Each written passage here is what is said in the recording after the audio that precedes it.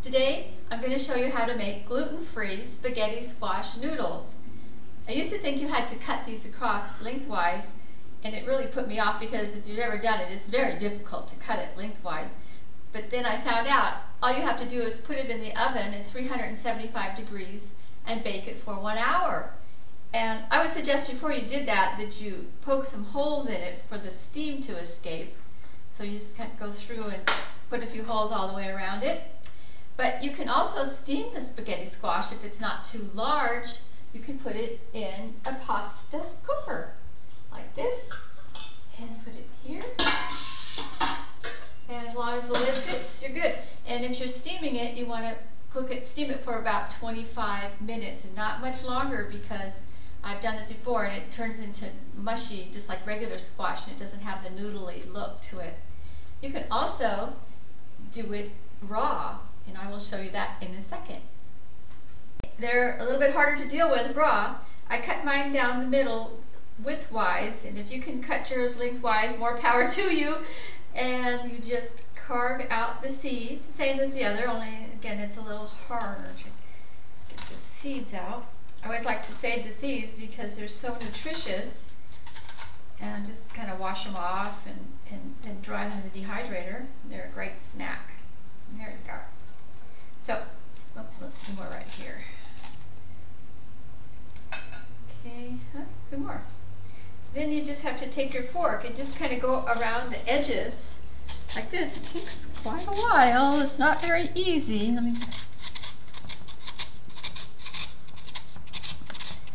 It doesn't really make noodles like the other. It looks more like grated cheese. But there you can see what the spaghetti squash looks like. See how it's trying to form noodles? Really not as noodly. And here's the other half I did. Right here, as I said, it looks more like grated cheese, but it's actually quite tasty.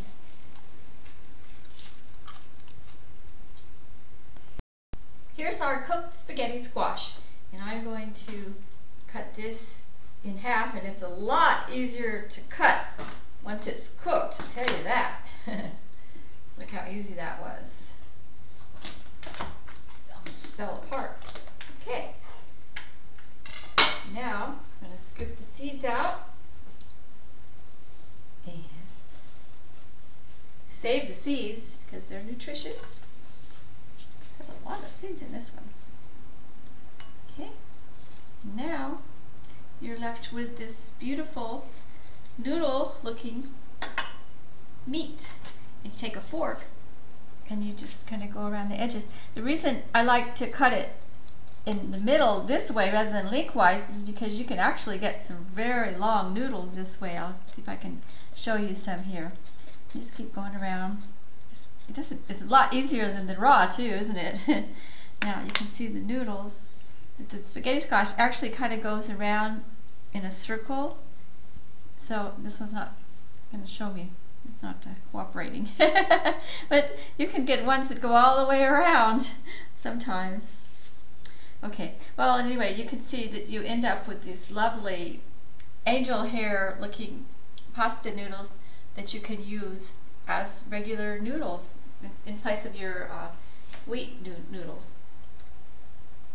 Now, when we scraped out the raw one, I couldn't get all the meat out, so I'll probably just steam this and get the rest of it out cooked. But when you cook it, you can get every last piece of the meat out.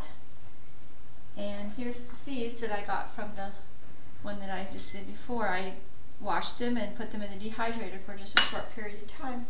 So there you have a healthy vegetable alternative to the wheat noodles.